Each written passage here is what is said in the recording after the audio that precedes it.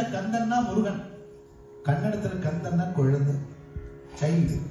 கந்த borrow என்ன தந்தே borrow, கந்த borrow என்ன தந்தே